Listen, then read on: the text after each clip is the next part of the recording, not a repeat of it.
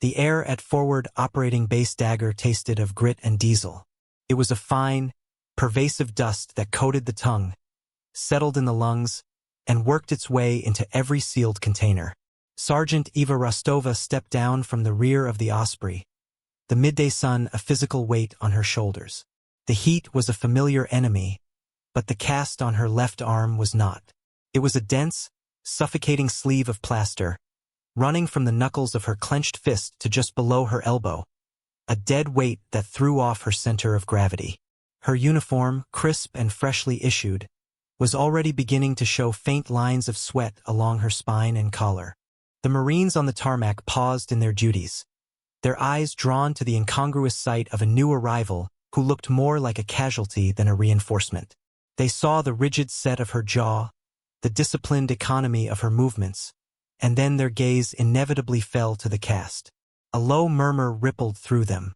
Chuckles were exchanged, barely stifled behind greasy hands. A lance corporal nudged his friend. "Look what supply dropped off." One-armed paper pusher, another chimed in. "Hope she can file reports with her good hand." Their laughter was quiet but carried easily on the dry wind, sharp and dismissive. The Marines laughed at her cast, a symbol of weakness in a place that worshipped strength. They saw a liability, a piece of broken gear sent to the front lines by a bureaucracy that had lost its mind. But a turning point was coming, a moment when their ridicule would curdle into stunned silence. Eva ignored them. Her focus was absolute, her senses cataloging the environment with a methodical precision that had been drilled into her soul. She didn't see a dusty airfield. She saw a kill zone. She noted the placement of the HESCO barriers, identifying the gaps in their coverage. Her eyes traced the sight lines from the guard towers, calculating the dead zones where an enemy could approach unseen. She clocked the predictable patrol patterns of the perimeter guards, the slight sag in the concertina wire near the western fence, the way the afternoon sun would create a blinding glare for anyone looking out from Tower 3. She assessed the reactions of the men around her, their posture, their readiness, the way their eyes darted towards the sound of the departing Osprey, a momentary lapse in discipline. She absorbed it all, filing it away not as idle observation but as critical intelligence. Her left arm throbbed with a dull, persistent ache, a constant reminder of the failure that had put her here, but her face remained a stoic mask. She shifted the weight of her duffel bag on her right shoulder and began the long walk toward the command tent, her boots crunching on the gravel with a steady, relentless rhythm. Each step was a quiet declaration of purpose. They could laugh. They could dismiss her. It didn't matter. The desert didn't care about their opinions, and neither did she. She entered the relative cool of the Command Operations Center, a sprawling tent filled with the low hum of servers and the crackle of a dozen radios. Maps and satellite images covered every vertical surface, crisscrossed with colored markers and grease pencil annotations. At the center of this chaotic web of information stood Colonel Marcus Thorne. He was a man carved from granite and impatience, with a reputation for being as unforgiving as the landscape outside. He glanced up from a topographical map as she approached, his eyes, the color of faded slate, immediately fixing on her cast.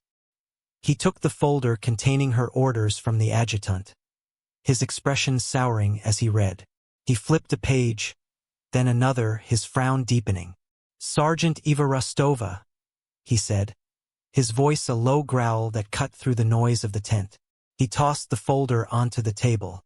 It landed with a flat, dismissive slap. "Your file is more black ink than text. Special Operations Command, it says." Very mysterious, he circled the tactical table, his gaze never leaving her, sizing her up like a piece of faulty equipment. "And you arrive on my doorstep with a Class 3 compound fracture. The paperwork says you're cleared for non-combat administrative and analytical duties. Is that a joke?" Eva stood at perfect parade rest, her right hand behind her back, the cast a stark white accusation at her side. "No, sir." Her voice was flat, devoid of emotion. It was a simple statement of fact. Thorne scoffed, a harsh, grating sound. "This is FOB Dagger, Sergeant. We are at the sharp end of the spear. We don't have the luxury of being a rehabilitation clinic for broken operators." I need trigger pullers, not analysts. I have a whole tent full of intel pukes who can stare at screens and write reports. He leaned forward, his hands flat on the map, his posture radiating aggression. So I'll ask you again. What earthly use are you to me here, with one functioning arm? The question hung in the air, a direct challenge to her presence, her history, and her worth. The other officers in the tent fell silent, pretending to study their monitors but listening intently. They saw what the colonel saw, a problem. Eva's gaze remained steady. She didn't flinch, didn't offer excuses. She had been trained to control her reactions, to present a surface as calm and unreadable as a deep lake. I can provide threat assessment, pattern analysis, and logistical oversight, sir. I can optimize patrol scheduling and supply chain efficiency based on current intelligence. Thorne waved a dismissive hand. We have systems for that. We have officers for that. He straightened up, his decision made. You're a sergeant. You'll be assigned to the S1 tent. Help them with personnel records. Try not to get a paper cut. He turned his back on her. A clear signal that the conversation was over. And stay out of the way of the real Marines who are doing the work. The insult was deliberate, meant to sting, to put her in her place. Eva felt a familiar coldness settle in her gut, but her expression didn't change. Yes, sir, she said to his back. She executed a crisp about-face and walked out of the tent, the weight of the colonel's contempt as heavy as the plaster on her arm. She was given a metal desk in the corner of the S4 logistics tent, a cramped, sweltering space that smelled of canvas and stale coffee. Her job, as assigned by a harried gunnery sergeant who clearly wanted nothing to do with her, was to reconcile fuel consumption manifests with convoy logs. It was mind-numbing work, designed to keep her busy and out of sight. But for Eva, information was information. Data was data. She didn't just see numbers. She saw a story. With her one good hand, she typed with a speed and accuracy that made the supply clerk stare. Her fingers flew across the keyboard, each keystroke precise and certain. She didn't just reconcile the logs. She analyzed them. She built a new database from scratch, cross-referencing fuel usage with vehicle types, mission durations, and terrain data from the intel shop. Within 2 days, she had identified an inefficiency in the refueling schedule for the MRAP patrols that was costing the base an extra 400 gallons of diesel per week. She wrote a 2-page memo outlining a revised schedule, complete with projected savings and risk assessment, and placed it on the gunnery sergeant's desk. He glanced at it, grunted, and tossed it into a wire basket, but not before a young corporal named Diaz, who worked in the adjacent intel tent, saw the title. Diaz was different. He was quiet, observant, and possessed a curiosity that hadn't yet been beaten out of him by the institutional rigidity of the Marine Corps. He had seen the way the others mocked Sergeant Rostova, and he had seen the way she ignored them. He was intrigued. He started watching her. He noticed she never wasted emotion. When she drank from her canteen, she did it with a fluid efficiency. When she sat, her posture was perfect, her back straight, always positioned with a clear view of the tent's entrance. He saw her at the chow hall, eating alone, her eyes constantly scanning the room, not with paranoia, but with a kind of ambient awareness that was both unsettling and fascinating. She wasn't just looking, she was processing. One afternoon, he saw her disassembling and cleaning a standard M9 pistol at a small table behind the armory. She did it one-handed. With her right hand, she field-stripped the weapon with a practiced fluidity that was mesmerizing. She laid out each component on a clean cloth in perfect order, her movements economical and deft. She cleaned each piece with a small brush, her focus absolute. The cast on her left arm rested on the table, inert and useless, yet her competence with her right was so complete that the disability seemed to vanish. Diaz had seen armorers with 2 good hands fumble that same task. He realized he wasn't looking at a broken sergeant. He was looking at a professional of a caliber he had never encountered before. She was a predator forced to sit at a desk, and she was studying everything around her, learning the patterns of her new environment. She was waiting for what he didn't know, but he had a growing suspicion that when it happened, everyone who had underestimated her was going to be profoundly surprised. The pressure began as a whisper on the wind. The sky, a brilliant, merciless blue for weeks, began to haze over with a sickly yellow pallor. The wind picked up, kicking dust devils across the packed earth of the base. A sandstorm was coming. The veterans called it a haboob, a rolling wall of sand and fury that could reduce visibility to zero and choke engines. As the sky darkened, the mood on the base soured. Tempers frayed. The heat, trapped under the oppressive blanket of dust, became suffocating. Then the real trouble started. The communications array, already struggling with atmospheric interference, went down completely. First the high-frequency satellite link, then the short-range tactical radios devolved into a mess of impenetrable static. FOB Dagger was deaf and blind. Colonel Thorne stood in the COC, his face a thunderous mask of frustration. "Get me something," he roared at the comms technicians. "Anything. I've got a patrol Victor 6 out on a route reconnaissance." Their 4 hours overdue panic began to simmer in the tent. Without communications, there was no way to warn Victor 6 of the storm, no way to know their location, no way to guide them back. They were a dozen Marines, alone in a desert that was about to try and swallow them whole. The anxiety spread from the command tent to the rest of the base. Marines huddled in the wreck tent, the canvas walls flapping violently in the wind. The air was thick with tension and the smell of fear. To burn off the nervous energy, a few of them started sparring on the worn-out mats in the corner. Among them was Corporal Gant, a mountain of a man with more muscle than sense, and the same Marine who had been loudest in his ridicule of Eva on her first day. His movements were sloppy, fueled by aggression and anxiety. He wasn't training, he was fighting. He threw his sparring partner, a younger private, with excessive force.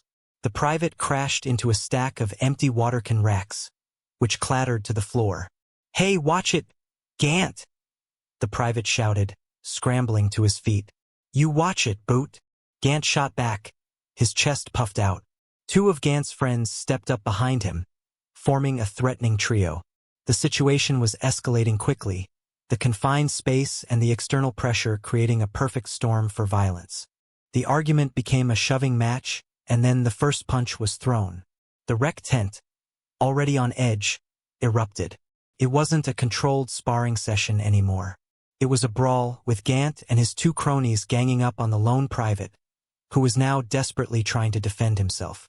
Others in the tent either backed away, not wanting to get involved, or shouted encouragement, adding to the chaos. The discipline of the base was fracturing under the strain, breaking down into its most primitive components. And outside, the wind howled, a prelude to the blinding, suffocating chaos to come. Eva was on her way to the logistics tent to double-check the emergency generator fuel levels when she passed the wreck tent. The sounds from within, the grunts, the thud of fists on flesh, the crash of gear being knocked over, were a clear signal of discipline breaking down. She paused at the entrance, her eyes taking in the scene in a fraction of a second. She saw the 3-on-1 dynamic, the wild, inefficient swings, the fear in the younger private's eyes. She saw the other Marines forming a circle, their inaction as much a part of the problem as the aggression itself. She didn't shout. She didn't call for the MPs. She simply moved. She entered the tent with a quiet purpose that cut through the chaos. The first of Gant's friends, a lanky corporal named Miller, was winding up for a haymaker. Eva stepped inside his arc, her movement a fluid, economical pivot. She didn't try to block the punch with her good arm. Instead, she used the palm of her right hand to gently redirect his wrist. It was a subtle, almost dismissive gesture, but it sent Miller's momentum carrying him past her. As he stumbled, off balance, she drove the stiff fingers of her right hand into the nerve bundle below his ear. Miller's eyes went wide with surprise, and his legs buckled. He collapsed in a heap, not unconscious, but completely incapacitated, his arm tingling with a fire he didn't understand. The second man, shorter and stockier, saw his friend go down and turned on her. "What the hell?" he snarled, charging forward. Eva stood her ground. He threw a clumsy jab. She parried it downward with her right forearm.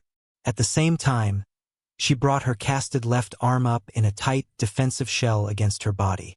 The man's follow-up punch, a wild cross, slammed into the plaster with a sickening crack. He howled in pain, staggering back, clutching his hand, his knuckles undoubtedly broken against the unyielding cast. She hadn't struck him with it. She had simply let his own aggression break itself against her defense. Now only Gant remained. He was bigger, stronger, and fueled by a primal rage. He roared and charged her like a bull, his head down. This was the moment everyone would remember. He intended to barrel through her, to crush her. Eva didn't retreat. She planted her feet, bent her knees, and met his charge. She used her casted left arm as a shield, a solid frame against his shoulder. The impact was immense. She felt the shock of it reverberate through her entire body, a jolt of agony shooting up from her fractured bones. But she held. For a critical half-second, Gant's forward momentum was stopped. In that instant, her right hand moved with blinding speed. It shot under his charging arm, grabbing a fistful of his utility blouse at the collar. She didn't try to pull him. She used his own inertia. Pivoting on her right foot, she dropped her center of gravity and pulled, turning his charge into a spin. He was helpless, a massive object caught in a vortex he couldn't escape. He went airborne over her hip in a classic judo throw, his huge body flipping through the air. He landed on his back with a ground-shaking thud that knocked the wind out of his lungs. He lay there, gasping like a landed fish. The wreck tent was utterly silent, save for the howling of the wind outside. 3 men, taken down in less than 10 seconds. By a woman, with one arm. Eva stood over them, her breathing even, her expression unreadable. She looked at the circle of stunned Marines, her gaze lingering for just a moment. Then she turned and walked out of the tent without a word, leaving a tableau of broken pride and bewildered silence in her wake. The story of the fight in the wreck tent became the new currency of FOB Dagger. It traveled faster than any official communication, passed in hushed whispers in the chow line, in the maintenance bays, and on the perimeter guard posts. The details became mythic with each retelling. Some said she never even touched them, that she just looked at them and they fell down. Others swore they saw her cast glow just before she used it like a battering ram. The laughter that had once followed Sergeant Rostova was gone, replaced by a mixture of fear, confusion, and a burgeoning, grudging respect. The Marines who had witnessed it firsthand, especially Corporal Gant and his friends, were silent and sullen. When asked about it, Gant would just shake his head, his neck still showing the faint bruising from where he'd landed. "She's not normal," was all he would say. His mockery had been replaced by a deep, unsettling awe. He had charged her with everything he had, and she had treated him like a child's toy. The experience had fundamentally shaken his understanding of strength. Diaz, the young intel corporal, had seen the entire event from the tent's entrance. He wasn't surprised, not really. He was vindicated. He had seen the discipline, the focus, the latent power coiled within her. To him, the fight wasn't a brawl. It was a demonstration. It was, as he told a skeptical lance corporal later, a disassembly, he explained. She didn't fight them. She just took them apart. She used their own weight, their own anger against them. It was like watching a surgeon, not a brawler. The incident was, of course, reported to Colonel Thorne. The report, filed by the master sergeant who ran the wreck tent, was dry and clinical, but the facts were undeniable. 3 agitated Marines subdued, 1 NCO responsible, 0 friendly casualties beyond bruised egos, and a possibly fractured hand for the Marine who had punched her cast. Thorne read the report twice. His first instinct was to reprimand Rostova for overstepping her authority. But the second part of the report gave him pause. It noted that her intervention had prevented a larger riot and likely saved the involved Marines from serious injury and court-martial. He leaned back in his chair, the tent creaking around him as the storm raged outside. He thought of the woman with the dead eyes and the one good arm. He had dismissed her as a clerk, a piece of broken gear. But clerks didn't move like that. Clerks didn't dismantle 3 combat-trained Marines without breaking a sweat. He pulled up her personnel file on his encrypted laptop. The The screen glowed in the dim tent, illuminating his face. Name Rostova, Eva. Rank, Sergeant. MOS, redacted. Unit history, redacted. Combat deployments, redacted, redacted, redacted. The black bars were a wall, a silent testament to a history he was not cleared to see. Who was this woman he had relegated to counting fuel cans? The seed of doubt planted by her competence had begun to sprout into a formidable curiosity. The problem of the missing patrol, Victor 6, was still his primary concern, but now a new, unexpected variable had been introduced into his calculations: the one-armed sergeant in the logistics tent.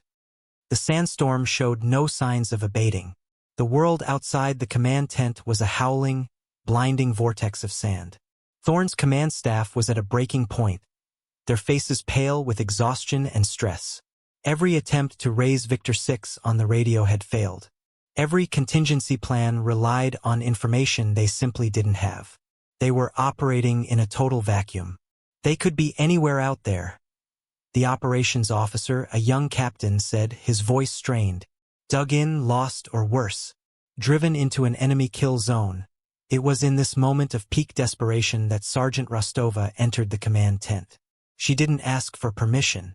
She walked straight to the main tactical map, which displayed a 10-kilometer grid around the patrol's last known position.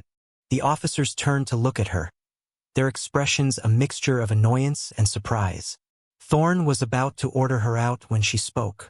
Sir, I have a probable location for Victor 6, and I have a safe route for a quick reaction force. Her voice was low and calm. A stone of certainty in a river of panic. Commanded attention. Thorne felt a surge of irritation, but it was tempered by the memory of the incident report. This woman was not to be easily dismissed. You have my attention, Sergeant, he said, his tone clipped. Explain. Eva used the index finger of her right hand to trace a path on the map, her touch light but deliberate. Victor 6's reconnaissance route was along this ridge, she said, indicating a well-traveled path. Standard insurgent doctrine in this sector utilizes IEDs and ambush tactics focused on the three main wadis that serve as choke points along this route. She tapped 3 locations on the map. Your team knows this. The enemy knows they know this. It's a trap. She then pointed to a different area, a seemingly barren stretch of flatland. However, analysis of satellite imagery from 0400 yesterday, just before the storm hit, shows atypical soil displacement here, and again here.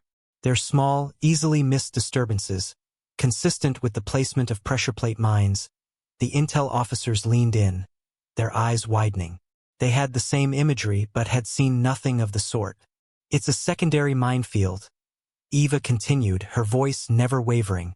Designed to catch a rescue force that tries to approach the ambush site from a flanking position. They're expecting you to react predictably. She then moved her finger to an entirely different quadrant of the map. I've been monitoring low-frequency radio chatter for the past week. There have been brief, encrypted bursts that our signals intelligence team flagged as atmospheric noise. They're not. They follow a pattern. The pattern correlates with insurgent activity preceding IED attacks. The chatter spiked 12 hours before the storm. They were setting the trap for Victor 6, using the storm as cover. Thorne was speechless. His entire intel team was staring at her, a mixture of shock and awe on their faces. So where are they? Thorne pressed. They wouldn't have stayed on the ridge, Eva stated. The patrol leader is smart. He would have recognized the deteriorating conditions and sought hard cover. The most logical positions are these rock formations, but they offer easy ambush points. He would avoid them. Her finger came to rest on 2 small, insignificant marks on the map. But thermal drone footage from 3 days ago during a routine overflight showed 2 distinct cold spots here and here. They're marked on the geological survey as collapsed cisterns, centuries old. They're empty and deep enough to shelter a dozen men and their gear from the storm. It's the only tactically sound option. Victor 6 is in one of those 2 cisterns. The QRF can use this route. She traced a winding, exposed path across open ground. It seems suicidal, but the storm provides total visual cover. They'll never be expected to come from that direction. It bypasses both the primary ambush site and the secondary minefield. The QRF can use the second cistern as a staging point before moving to the first. They will find them there. A heavy silence fell over the tent. Eva's analysis was a masterpiece of intelligence fusion, weaving together disparate threads of information, satellite imagery, historical data, signals intelligence, and tactical psychology, into a single, coherent, and actionable plan. It was brilliant, it was audacious, and it was their only hope. Thorn looked from the map to Eva's calm, steady eyes. He made a decision. "Captain," he barked at his operations officer, "get the QRF ready to move. They will follow Sergeant Rostova's route." Exactly. The QRF, a platoon of heavily armed Marines and Raps, ventured out into the blinding chaos of the sandstorm. They were driving blind, relying solely on their GPS and the route Eva had laid out for them. For 3 hours, the command tent was a chamber of unbearable tension. Colonel Thorn paced back and forth, his jaw clenched so tightly a muscle jumped in his cheek. He had staked the lives of 24 Marines on the word of a one-armed sergeant he had met only days before. It was the biggest gamble of his career. Then, a single, static-laced word crackled over the command frequency, the first sound they had heard from the outside world in hours. Jackpot! A wave of relief washed over the tent. The QRF had found Victor 6.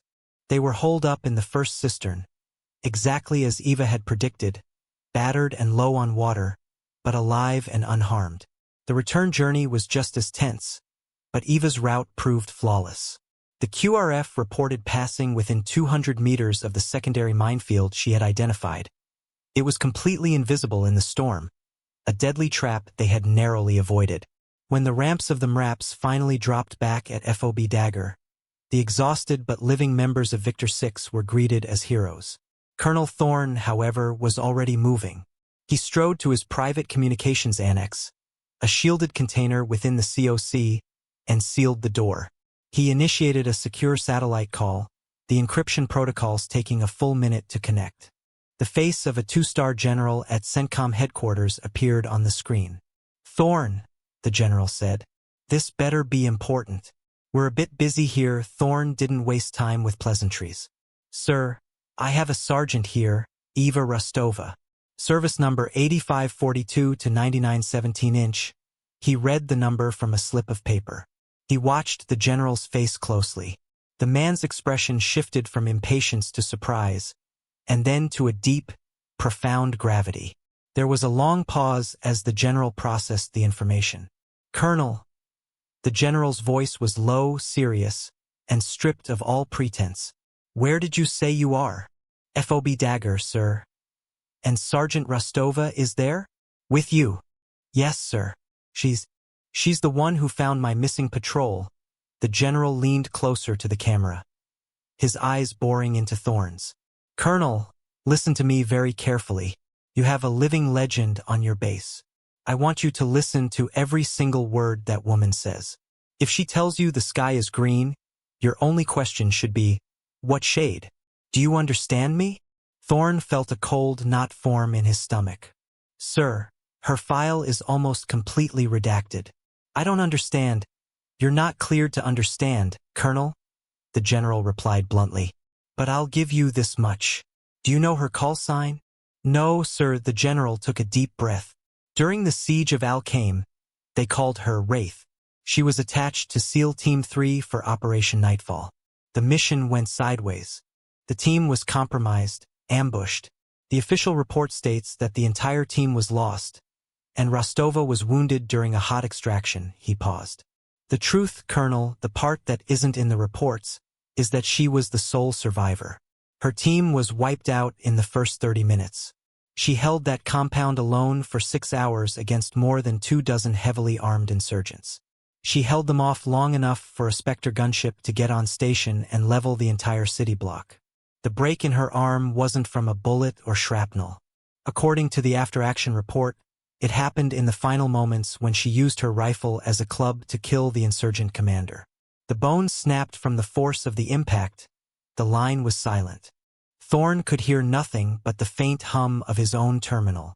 He was staring at the screen, but he was seeing the quiet, unassuming sergeant with the plaster cast.